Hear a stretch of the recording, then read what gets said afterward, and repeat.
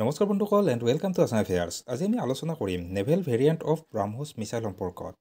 নিউজত কিয় আহিলে defence research and development organisation সংক্ষিপ্ততে DRDO has successfully test fired the naval variant of the supersonic BrahMos cruise missile from INS Visakhapatnam. অৰ্থাৎ INS বিশাখাপট্টনমৰ পৰা DRDOয়ে এইটো ছুপাৰছনিক ব্ৰাহ্মোছ মিছাইলটো ছাকচেছফুলি টেষ্ট ফায়াৰ কৰে। এতিয়া ছুপাৰছনিক মানে কি হ'ল, শব্দতকৈ যিটো স্পীড বেছি হয় সেইটো হ'ব আমাৰ ছুপাৰছনিক। তাৰপিছত INS বিশাখাপট্টনম মানে কিন্তু ঠাইৰ নাম নহয়। INS বিশাখাপট্টনম হৈছে আমাৰ এই শ্বিপখন দেখিছেনে চিত্ৰত, এই শ্বিপখনৰ পৰা এইটো ছাকচেছফুলি টেষ্ট ফায়াৰ কৰিলে। এতিয়া এইটোৰ সম্পৰ্কে জানিবলৈ গ'লে the naval variant of the BrahMos supersonic cruise missile has N extended range of 350 to 400 kilometre. এইটো আগতে আমাৰ 300ৰ তলত আছিলে, এতিয়া আমাৰ এইটো বঢ়াই লৈ 350ৰ পৰা 400ৰ ভিতৰতো কৰিব পৰা হ'ল। তাৰপিছত the missile can fly 2.8 Mach speed, Mach 2.8 Mach. 1 Mach মানে আমি জানো শব্দৰ স্পীড যিমান হয়, চাউণ্ড অফ স্পীড যিমান হয় তাক আমাৰ 1 মেক বুলি কোৱা হয়। আৰু তাত আমাৰ যদি 2.8 গুণ বেছি হয়, গতিকে ভাবকচোন শব্দ যিমান স্পীডত যাব তাতকৈ 2.8 প্ৰায় 3 হয়, 3 গুণ বেছি যদি হয় কিমান স্পীডত যাব পাৰিব। গতিকে ইমান স্পীডত যাব পৰা এইটো এটা ছুপাৰছনিক ক্ৰুইজ মিছাইল হয় ব্ৰাহ্মোছ। ব্ৰহ্মোছ এইটো জইণ্ট ভেঞ্চাৰ হয় কাৰ DRDO আৰু NPOM অফ ৰাছিয়া। DRDO হ'ল আমাৰ ভাৰতৰ defence research and development organisations হয়, আৰু NPOM এইটো ৰাছিয়াৰ এটা এণ্টিটি হয়। দুয়োটাই মিলি এইটো ব্ৰাহ্মোছ এইটো জইণ্ট ভেঞ্চাৰ হিচাপত কামটো কৰিছে। তাৰপিছত নামটোও যদি দিছে, আমাৰ নামটো যদি আপোনালোকে চোৱা যায়, ব্ৰাহ্মোছ দুটা নাম আছে, ব্ৰাহ আৰু মোছ।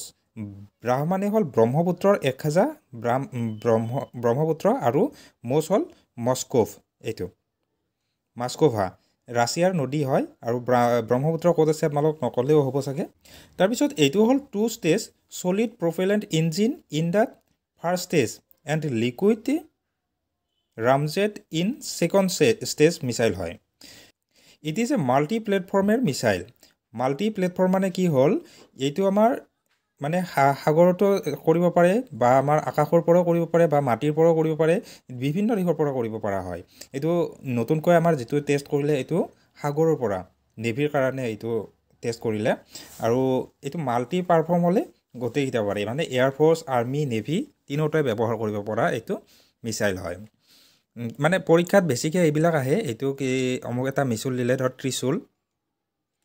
ত্ৰিশূলটো আমাৰ কিহৰ কাৰণে হয়, surface two surface, surface to air, নাইবা এয়াৰ টু ছাৰ্ফেচ, এনেকুৱাকৈ আমাৰ কুৱেশ্যনবিলাক আহে।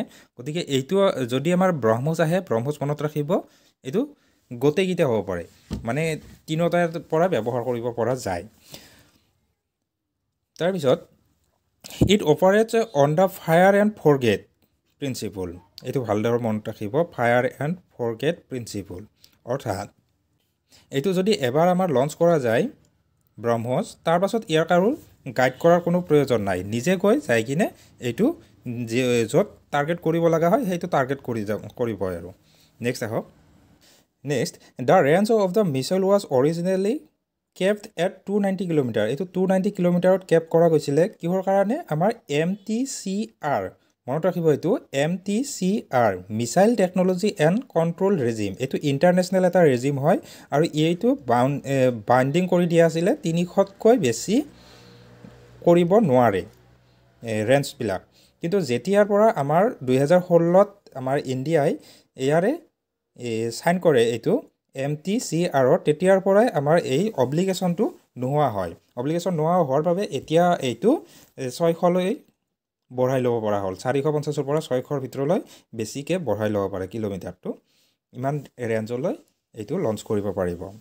তাৰপিছত INS বিশাখাপট্টনমনো কি হয়, এইটো এখন শ্বিপ হয়, INS থাকিলে Indian naval ships Visakhapatnam is the first of 4 indigenously designed and build project 15B।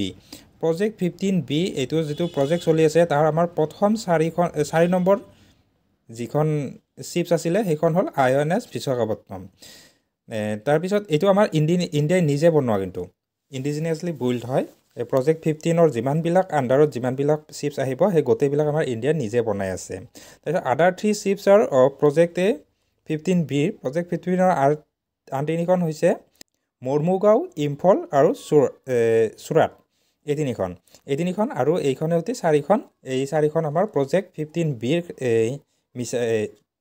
Chips হয় যি হওক ভিডিঅ'টো আছিল আমাৰ এইখিনিয়ে শেষলৈ চোৱাৰ কাৰণে বহুত বহুত ধন্যবাদ ভিডিঅ'টো লাইক কৰিব শ্বেয়াৰ কৰিব আৰু চেনেলটো যদি ছাবস্ক্ৰাইব কৰা নাই তেনেহ'লে ছাবস্ক্ৰাইব কৰিব থেংক ইউ